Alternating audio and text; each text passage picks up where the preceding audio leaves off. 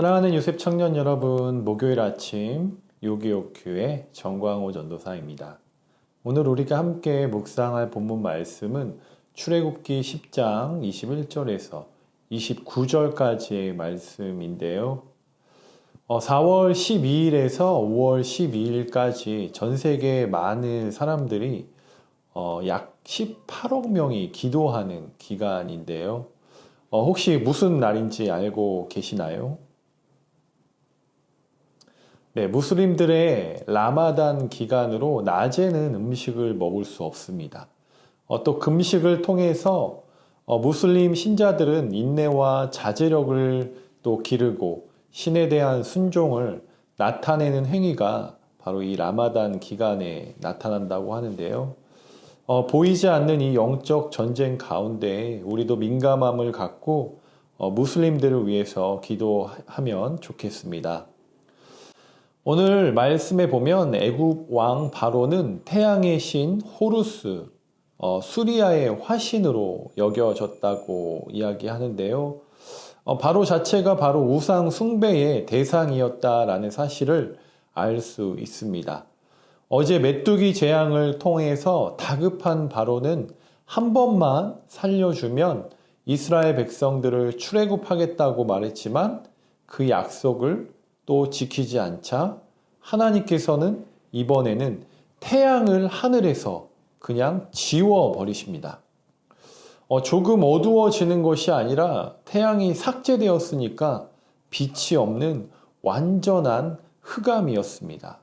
흑암이라는 뜻을 사전적으로 찾아보니까 암흑이란 뜻으로 깊고 짙은 어둠을 가르치는데요. 애굽 사람들이 경험한 이 어둠은 어떤 자연적인 현상, 일식이나 월식 그런 현상이 아닌 초자연적인 흑암이었기 때문에 그 어느 것도 볼 수 없었을 것입니다. 이런 어둠이 3일 동안이나 지속되었다라고 하는데요. 3일 동안 서로 볼 수 없을 정도가 되었고 또 아침이 오지 않아서 처소에서 일어날 수 없는 상황이 되었습니다. 이는 죽음을 상징적으로 보여주고 있으며 또 이것이 재앙이며 태양신의 화신이라는 바로의 정체성을 비웃는 것이었습니다. 그런 반면에 이스라엘 민족이 살았던 고센 땅에는 빛이 있었는데요. 이것은 태초에 빛을 만드신 분이 누구신지 분명하게 알려주십니다. 끝까지 하나님께 굴복하지 않고 약속을 지키지 않았던 바로는 자신의 연약함과 본질을 온 천하에 드러내고 만 것입니다. 바로 자신의 존재 자체에 치명타를 입었음에도 불구하고 그는 완전히 항복하지 않았습니다. 이전에는 남자들만 가라고 했지만 이번엔 모세를 불러 이스라엘 백성들은 다 출애굽하는 것을 허락하겠지만 가축들, 염소나 양, 소와 같은 것들은 다 두고 가라고 이야기합니다. 바로가 이스라엘 백성들을 끝까지 포기하지 못했던 이유는 이 노예들의 노동력 때문이었습니다. 그런데 그 노동력을 잃어야 한다면 그들의 양과 소라도 가져야겠다라는 심보인데요. 어떻게 보면 바로는 협상의 달인과 같이 보입니다. 요즘 네고시에이터라고 해서 기업들은 협상가들을 배치하여 기업과 기업 간의 거래를 하고 있는데요. 그들이 말하는 협상의 전략은 최상의 상황보다 최소한의 조건이 무엇인가를 정확하게 정하고 협상을 해야만 이윤을 남길 수 있다고 합니다. 바로와 모세가 협상하고 힘겨루기를 하는 모습을 보면서 현대인들이 바로에게서 협상하는 방법을 배워야 하지 않을까? 라는 재미있는 생각도 한번 해보았습니다. 그런데요, 바로의 협상에는 오류가 있었습니다. 현재 바로가 남은 선택은 항복하는 수밖에 없었음에도 불구하고 어떻게든 자기 욕심을 채우려는 바로의 모습은 자신이 인생의 주인이 되려 하는 인간의 어리석은 모습을 그대로 보여줍니다. 협상은 내가 유리한 상황에서 상대방이 원하는 것이 무엇인지 정확히 알아서 매력적인 조건을 만들어야 하는데, 현재 바로의 상황과 협상 조건은 전혀 매력적이지도 않고 유리한 상황이 아니었다라는 사실을 알 수 있습니다. 모세는 앞으로 다시는 바로의 얼굴을 보지 않겠다고 대답합니다.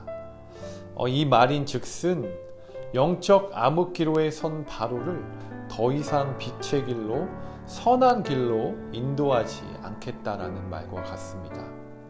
결국 바로는 서렌드 올, 항복하기를 하나님 앞에서 거부함으로써 스스로를 영원한 흑암으로 밀어넣었고, 모세와의 만남을 거부함으로써 마지막 남아 있었던 어떤 구원의 기능까지 다 막아버리고 말았습니다.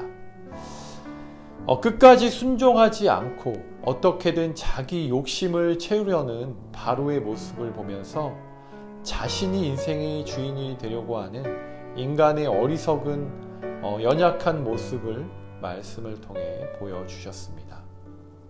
우리가 이 세상을 살아가면서 하나님 안에 거할 때만 빛 가운데서 살아갈 수 있습니다.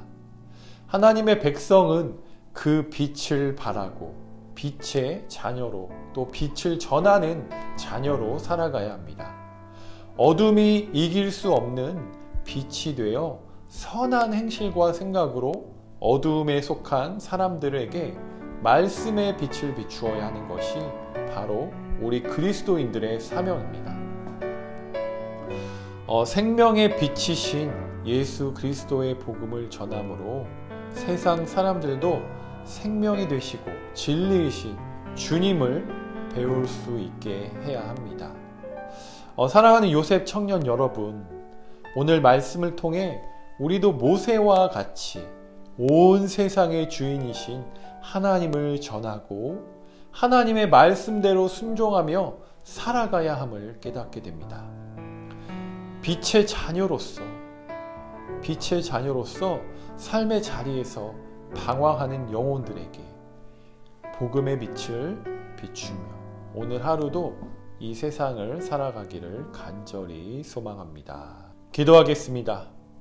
어두움을 볼 수 없게 하고 볼 수 없는 것을 알 수 없게 하는 그 보지 못하고 알 수 없는 것은 우리 마음에 너무나도 큰 두려움을 갖게 하고 그 두려움은 우리를 움직이지 못하게 합니다.